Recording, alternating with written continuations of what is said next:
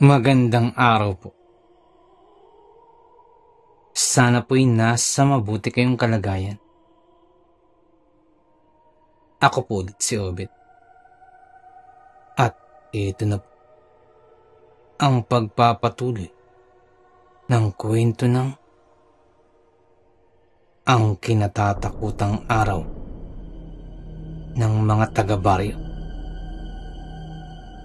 Ika-9 na tagpo. Pakinggan natin. Magkamatayan man! Hindi ako lalantad! Sagot ni Mang Solomon. Ano pa bang gusto mo, Solomon? Matapos mo sirain ang pangalan ni Matilde sa kalokohang ito. Pagkatapos ay pinaniwala mo kaming lahat na siya ang kalaban ng bayan. At ngayon ay may gana ka pang hindi akuin ang iyong mga kasalanan. Maging ang anak mong si Pedrino, nagawa mong paslangin. Isa kang hangal, sigaw ni Lolo. At itinuon ang hawak na baril kay Solomon. Magkamatayan ako, magkamatayan! Basta't hindi ako susunod sa kagustuhan yung mga animal. Muling ganti ni Mang Solomon at inutusan ng natitirang mga aswang at sugurin kami. Sa tingin ko ay mahigit 10 aswang ang biglang lumabas ng bahay at hinarap kami. Napahigpit ang hawak ko sa itak, habang ang kabila namang kamay ay may bit-bit na buntot pagi. Sa pagsugod ng mga ito, kanya-kanya na kami ng pagkilos para isa-isahin silang mapatumba. Sa napapansin ko, labo-labo din ang mga aswang. May mga madaling mapatay, ngunit meron ding kayang tapatan ng mga daladala naming patalim at panlaban. Kagaya ng kaharap ko ngayon. Halos magkasing laki lamang kami nito. Subalit, dahil aswang siya, ay higit na mas malakas ang kanyang kakayahan. Ngunit parang baliwala lamang ang talim ng patalim at bagsik ng buntot paging daladala ko. Ang bilis niyang makailag. Napapatamaan ko naman, ngunit sadyang hindi niya ito iniinda. Nagkasugat na ang kanyang katawan, ngunit buhay pa rin ito. Muli kong hinampas ang buntot pagi, ngunit nahawakan niya ito at nauwi sa hilahan. Kitang-kita kung papanong mahiwa ang kanyang kamay, ngunit nagawa pa rin niya itong hawakan at hilahin. Gumanti din naman ako ng hila dahil ayaw kong matalo ng tuluyan. Sinabayan ko pa ito ng pagwasiwas ng itak at tinamaan siya sa balikat. At ganun din sa braso. Ngunit hindi pa rin natinag ang aswang. Napatingin ako sa iba. Sina Tio, si Lolo, at maging si Lindo ay nakabulagta na ang kani-kanilang mga katapat. Ngunit ang nasa aking harapan ay hindi man lang natitinag. Ginamit ko ang buo kong lakas at sinubukan kong muling lumaban. Ngunit ako pa ang natumba. Nahirapan na ako sa pagkilos matapos akong daganan nito at biglang sinakal. Nabitawan ko ang patalim sapagkat nagpupumiglas na ako mula sa pagkakasakal. Sobrang higpit ng kanyang kapit at ang kanyang mga kuko ay dahan-dahan nang bumabaon sa aking balat. Ramdam ko ng pagdaloy ng mga dugo mula sa sugat. Ilang sandali pa, hindi na ako makahinga. Tarantang-taranta na ako. Pinilit kong abutin ang nalaglag kong patalim, subalit hindi ko na ito maabot pa. Sinubukan kong tumingin kina Lindo upang humingi ng tulong. Ngunit abala pa ito sa pakikipaglaban. Hindi ko na rin matanaw sina Tiyo at Lolo kung nasa na sila. Nang muli kong ibaling ang aking paningin sa aswang, ay nagsimula nang tumirik ang aking mga mata. Kaunti na lamang, ay mawawalan na ako ng ulirat. Nang bigla na lamang akong bumagsak at nabitawan ako mula sa pagkakasakal ng aswang. Bumagsak din ang aswang na sumakal sa akin kanina. Pinilit kong gumapang at makalayo mula sa aswang. Habol-habol ko ang aking hininga. At nang makabawi na'y binalikan ko ng tingin ng aswang. May mga palasong nakabaon sa katawan ng aswang. Dahil doon ay napalinga ako sa paligid. May mga palasong nagsisipagliparan pa sa kahanginan. At direktang bumabaon sa ulo ng mga kalaban. Bigla akong nabuhayan ng loob sapagkat kilala ko kung kanino nagmumula ang mga palasong yun. At tama nga ako nang lumantad na si Matilde. Mabutit dumating ka! Sigaw ni Lindo nang mapansin din si Matilde. Kanina ka pa inaantay ng biyanan mo, si Mang Salomon! Sagot ko. At itinuro ko ang bahay sa unahan. Ganun ba? Sana'y nakapili na siya kung paano ko siya wawakasan ng buhay. Tugon ni Matilde at nauna na sa paglakad patungo sa loob ng bahay. Sumunod si Lindo. Susunod na rin sana ako nang mapansin ko si Tiyo na nakatayo lamang. Tiyo, hindi ka ba papasok? Tanong ko. Yun na lamang, Samuel. Dito lamang ako. Magbabantay. Hindi pa pwedeng nasa loob tayong lahat. At baka may dumating pa. Mas mabuti nang may nakaabang at nagbabantay. Pumasok ka na. Tiyakin mong magbabayad ang may sala. Sambit ba ni Tiyo? Tumango ako at saka pumasok na ako sa loob. Katahimikan ang unang bumungad sa akin. Dahil doon ay bahagya akong kinabahan. Nang makarinig ako ng kaluskos, pakiwari ko ay nasa itaas lamang pala sila. Nagmadali akong kumanig nang biglang may bumangga sa akin. Dahil doon ay nalaglag ako sa hagdan. Impit akong napasigaw. Lalo akong namilipit sa sakit.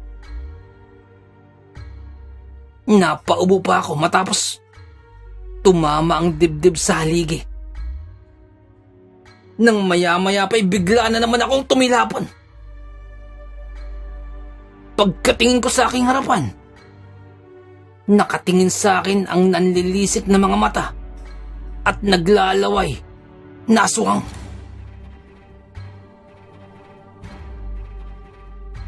Humiyaw ang aswang at akma na akong susunggaban. Nang biglang sumabog ang ulo nito. Pag-angat ko ng tingin, si Tiyo pala.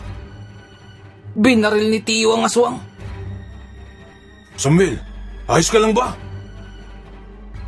Tanong kaagad sa akin ni Tiyo. Ayos lang po, Tiyo. Sagot ko. Pagkatapos nun ay bumalik na muli sa labas si Tio.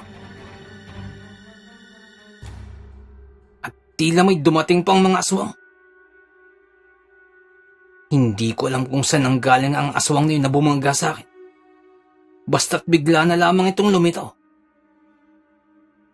Nang makabawi-bawi na at nakayanan ko ng tumayo, bumangon ako at pinunit ko ang tela ng mesa sa gilid at saka itinali sa sugatan kong hita.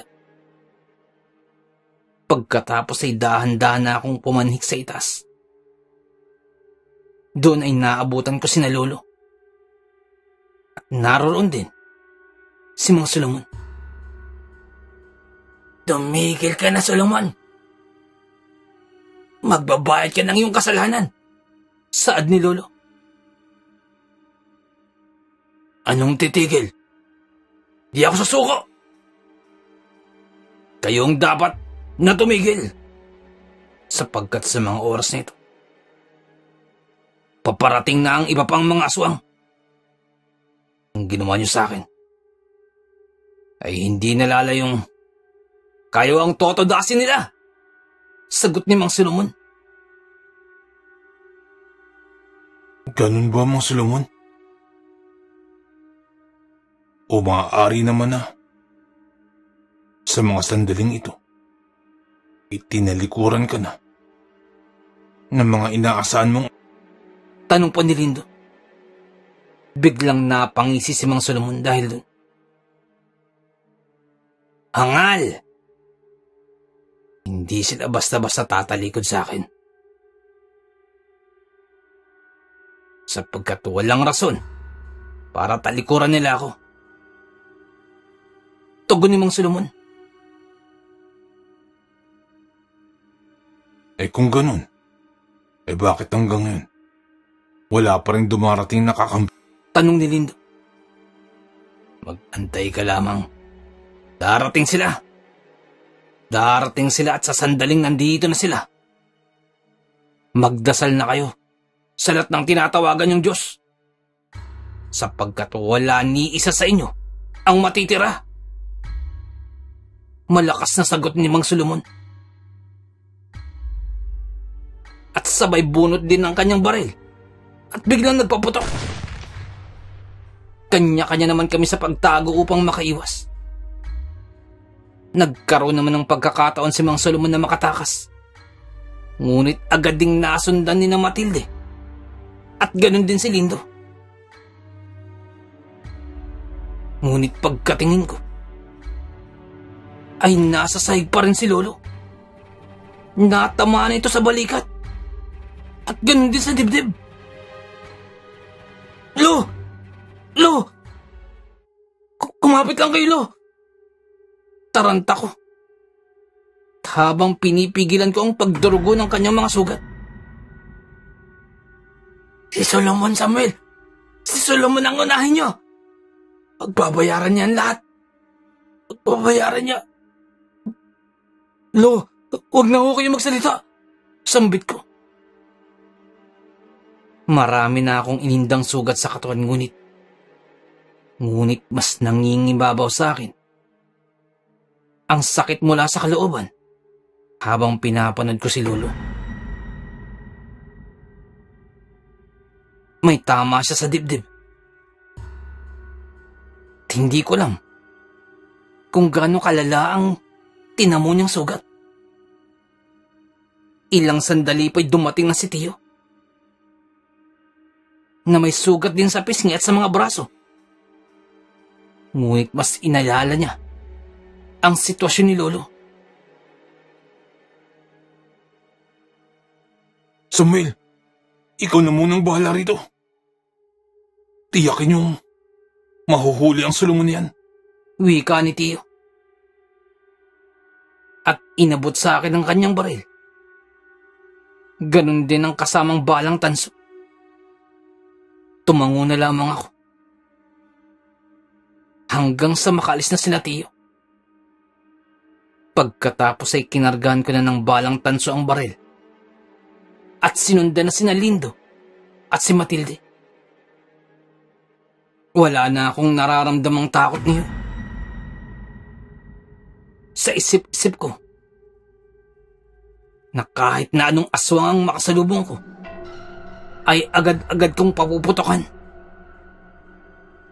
Nang wala nang humarang, pumanhik pa ako sa itaas ng bahay at hinanap si Mang Solomon. Naabutan ko sila sa pinakahuling palapag ng bahay. Ano, Solomon? Magtatakbuhan na lamang ba tayo ngayon? Galit na tanong ni Matilde. Wala kang galang, babae ka. Biyanan mo ako! Wala kang respeto! Sigaw ni Mang Solomon. Hindi ka dapat nire-respeto. Isa kang demonyo. Umalingaw-ngaw ang boses ni Matilde sa buong dako. Tama, Matilde. Malaki ang atraso ng taong yan. Lalo na sa'yo. Kung kaya't ikaw na ang bahala sa kanya. Ngunit nakasuporta lamang kami sa iyong likuran. Sambit pa ni Lindo at sa kabahagyang matas. Dahil doon ay napating na lamang ako. Bigyan mo na kay Matilde ang labang ito. Ngunit alisto lamang tayo. Baka may biglang sumulpot. Bulong sa akin ni Lindo. Sumang-ayon ako. Si Matilde ang naagrabyado ng husto sa ginawa ni Solomon. Kung kaya't, kung may maniningil man, ay dapat si Matilde yun. Ilang sandali pa'y nag-anyong aswang si Mang Solomon at agad na sinunggaban si Matilde. Ngunit alisto si Matilde. Agad siyang nakailag at nabantay ng bawat pagsugod ni Mang Solomon.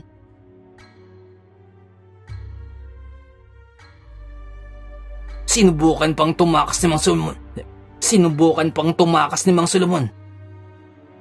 Ngunit agad namang napigilan ni Matilde.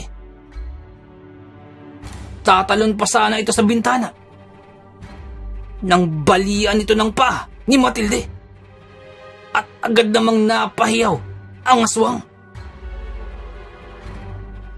Kasunod nun ay nagbalik anyo sa pagkatao si Mang Solomon. At malulutong na mura ang pinakawalan mula sa kanyang bibig. Mas lalo pang napadaing si Mang Solomon nang apakan ni Matilde sa ulo ang matanda. Napasubsob ang muka sa may sahig. Kasunod nun ay biglang nakiusap ang matanda. Nakaawaan daw siya. Ngunit hindi na iyon pinakinggan pa ni Matilde. Ilang taon akong nagdusa mula sa iyong maling paratang. Kinitil mo ang buhay ni Pedrino. Ninakaw mo ang karapatan ko bilang tao. Nagmistula akong daga na nagtago sa madilim na lungga. Nagdusa ako habang ikaw tumatawa. Ungkit ngayon, hindi na kita bubuhayin. Bilang kabayangan sa lahat, sambit ni Matilde. Teka! Patawarin mo ako!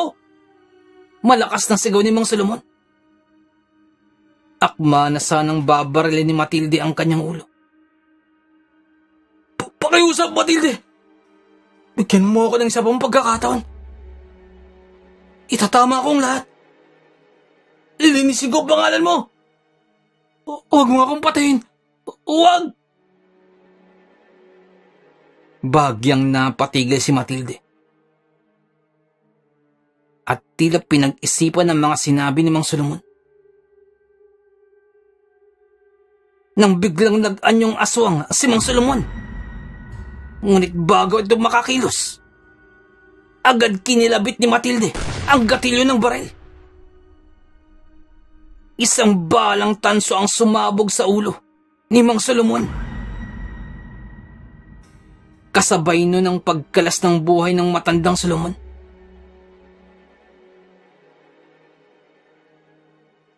Agad naman naming nilapitan si Matilde at hinila mula sa nakahandusay na matanda. Galit na galit si Matilde at nais pa niyang pira-pirasuhin ang katawan ng matanda. Ngunit pinigilan na namin. Tama na, Matilde. Patay na si Mang Solomon.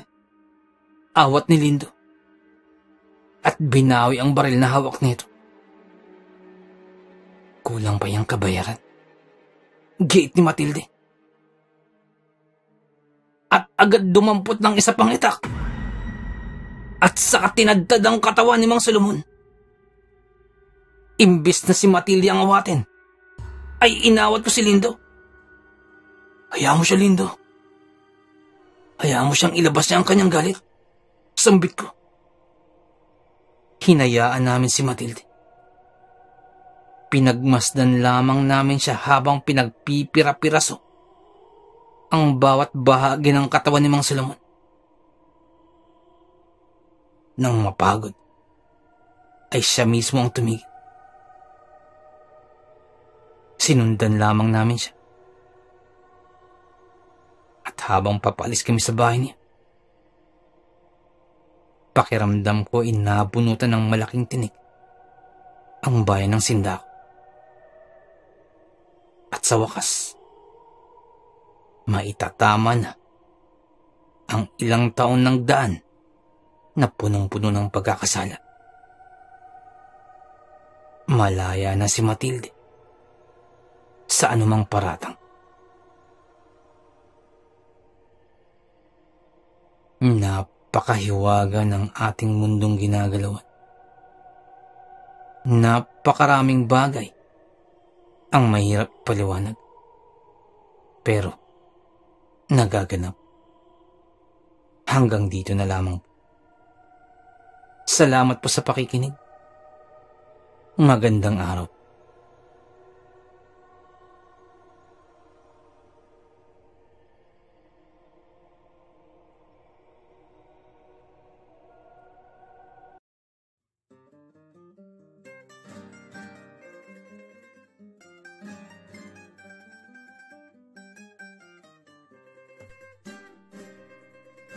Nais ko lamang pong magpasalamat sa lahat po ng sumusuporta sa ating channel, sa lahat po ng ating mga subscribers, sa lahat po ng ating mga listeners, mga silent listeners po, mga OFW listeners mula po sa iba't ibang panig ng mundo. Maraming salamat po sa pagsuporta po sa ating channel.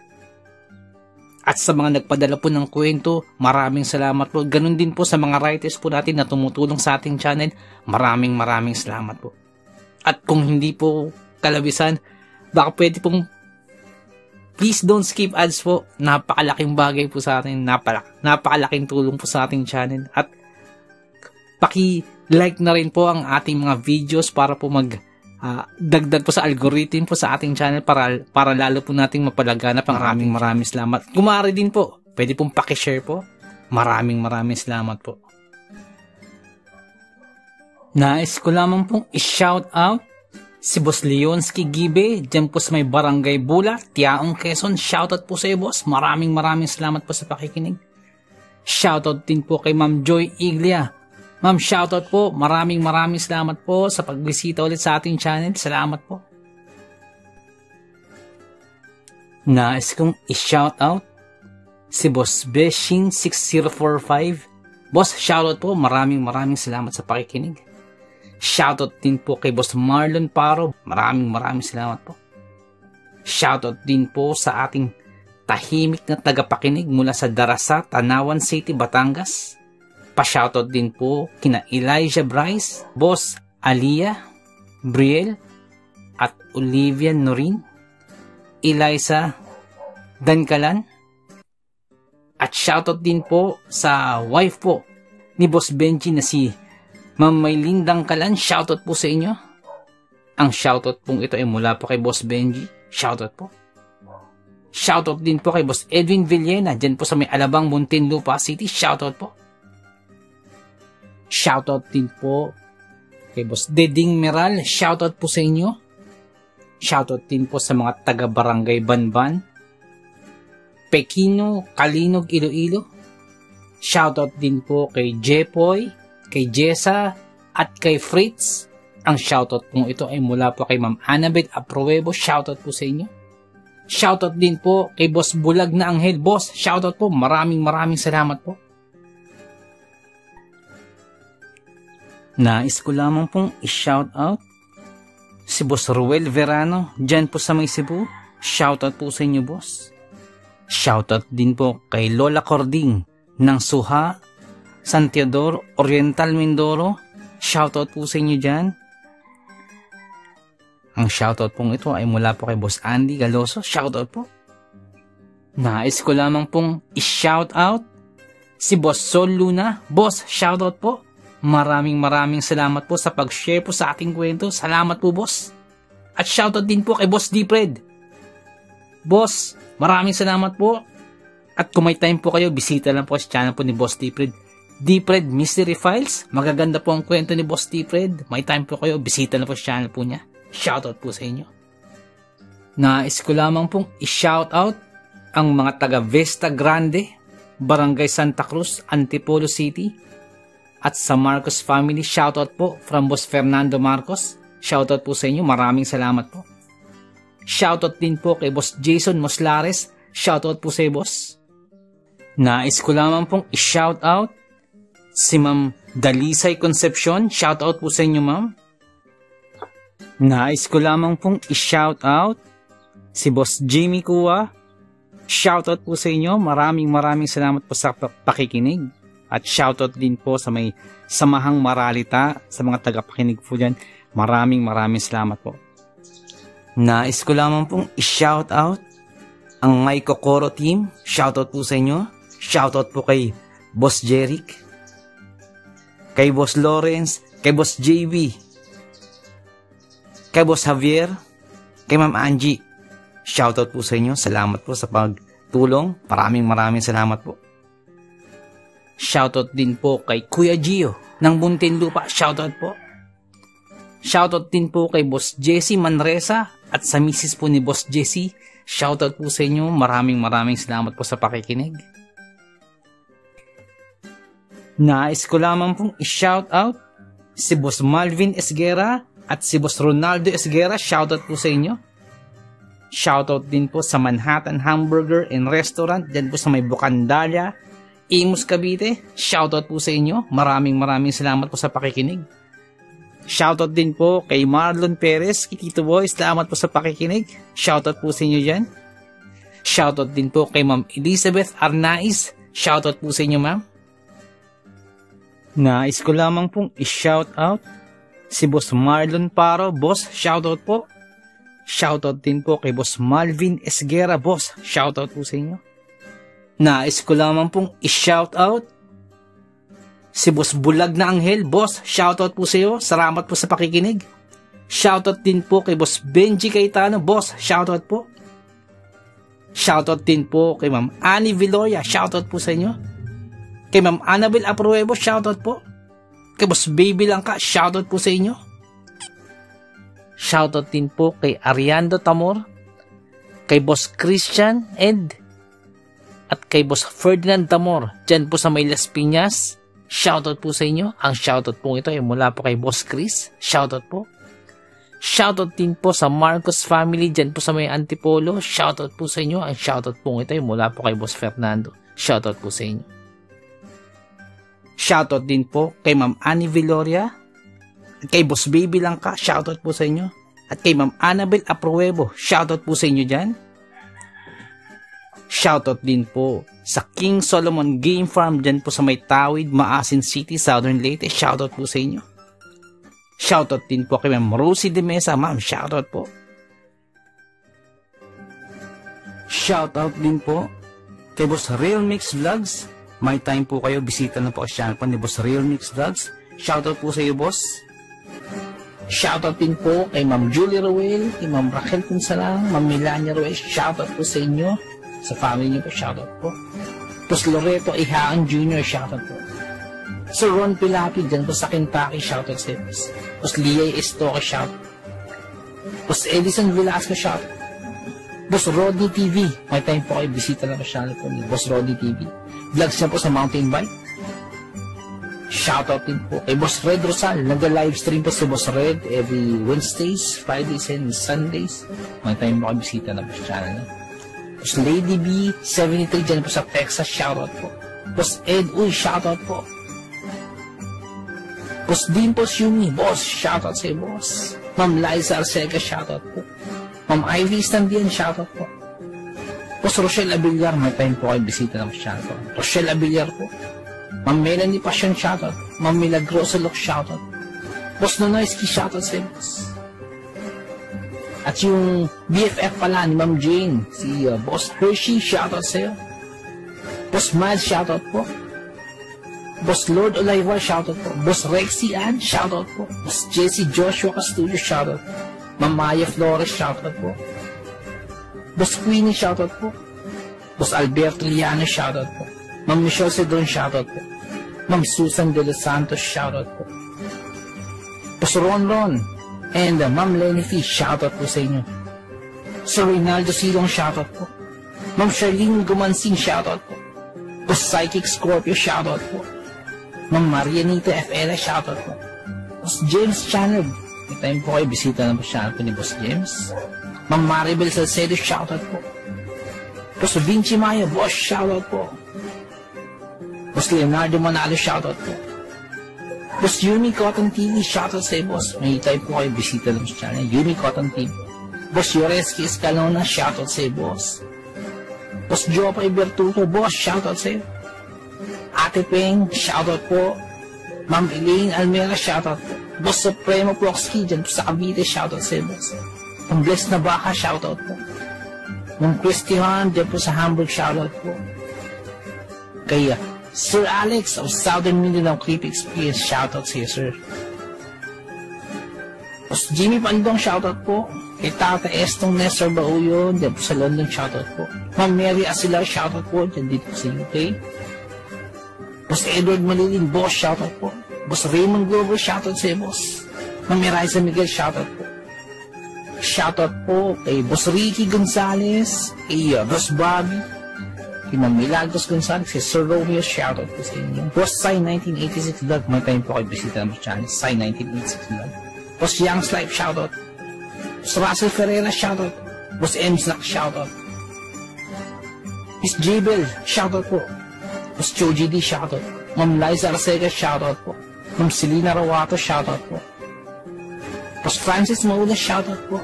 Boss Stacy Vlog, dyan po sa Spain, shoutout po. Boss Mary Tales, may time po kayo bisita ng channel po ng Boss Mary Tales. Ma'am Mirna Buo, shoutout po. Boss Kamandag Pigeon TV, mahilig po sa Alapati, bisita po sa channel po ni Boss Kamandag Pigeon TV. Ganun po kay Boss Titan Love TV.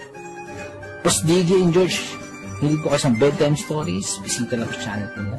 Boss Horseshoe TV, mga vlogs po nila sa Japan, bisita lang po sa channel. Boss J Palo, shoutout. Boss Pedro Tampo, shoutout po. Ma'am Maria Lizel Barro, shoutout. Ma'am Aubrey Delgado, shoutout sa iyo, sa family po, sa husband niyo po. Boss Camelo Aroy, boss, shoutout sa iyo dyan, sa mga taga Southern Leyte. Kay Boss Jesse ang Manuel at Horror Stories, may time po kayo bisita lang sa channel niya. Boss Nico, shoutout sa iyo, boss. Boss Ron Misa, shoutout po. Ma'am Erika Tihano, shoutout po. Boss Angie Tatifuco, shoutout po. Ma'am Ana Sato, shoutout po. Ma'am Eli Cono, shoutout po. Boss Freya Sword, shoutout sa iyo, boss. Boss Resi Madrid, shoutout po. Lutong Bahay ni Ming, shoutout po. Boss Wences 66, shoutout po.